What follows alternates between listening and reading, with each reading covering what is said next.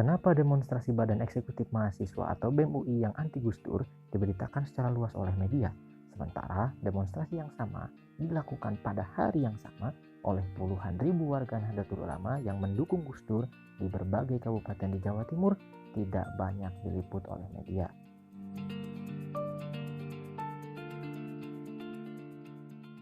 Kenapa aksi tebang pohon warga Nahdlatul Ulama di Pasuruan yang kecewa dengan keluarnya memorandum oleh DPR diberitakan secara luas, sementara aksi damai istighosah di Jakarta tidak mendapat liputan yang memadai?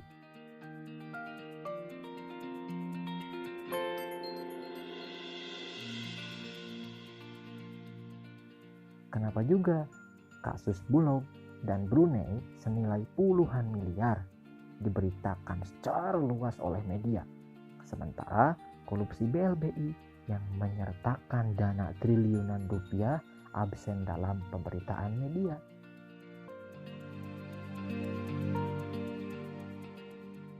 Sebagai pembaca koran, pendengar radio, atau pembaca media massa di internet, kita seringkali dibuat bingung.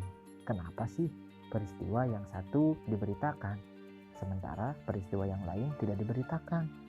Kenapa kalau ada dua peristiwa yang sama, pada hari yang sama, media lebih sering memberitakan peristiwa yang satu dan melupakan peristiwa yang lain?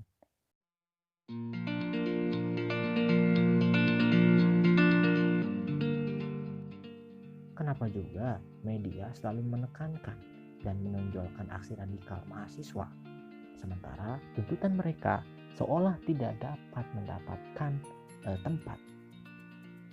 Pertanyaan lain dapat diberikan kalau kita membaca pemberitaan di media. Kenapa peristiwa yang sama dapat diberitakan secara berbeda oleh media? Deretan pertanyaan tersebut dapat terus diperpanjang.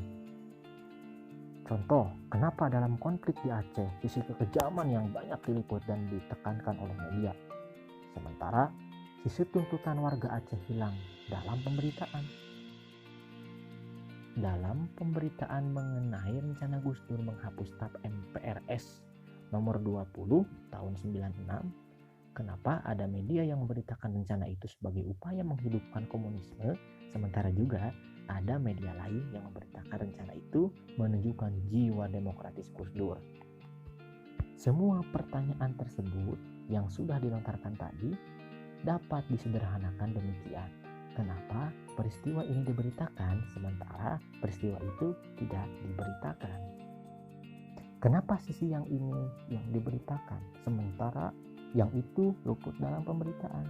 Kenapa juga aspek yang ini yang ditonjolkan oleh media sementara aspek yang itu dihilangkan dalam pemberitaan? Kenapa juga bagian yang ini ditekankan oleh media sementara bagian itu dikaburkan? Semua pertanyaan tersebut mengarah dalam konsep yang disebut dengan framing. Jadi semua pertanyaan tadi, kenapa media memberitakan A, kenapa media memberitakan B, itu semua bisa disebutkan sebagai framing. Bagaimana media tersebut memframingkan sebuah berita, bagaimana media tersebut membingkai sebuah berita, memilih sebuah fakta dari sebuah peristiwa, kemudian membuatlah sebuah berita. Itulah yang dinamakan dengan framing.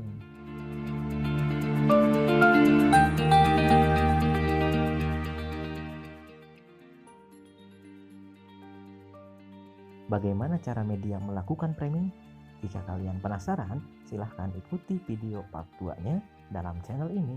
Jika kamu suka dengan video ini, maka klik tombol like, tinggalkan juga komentar dalam video agar kita bisa berinteraksi, dan tekan subscribe untuk mendapatkan video terbaru dari channel ini. Terima kasih.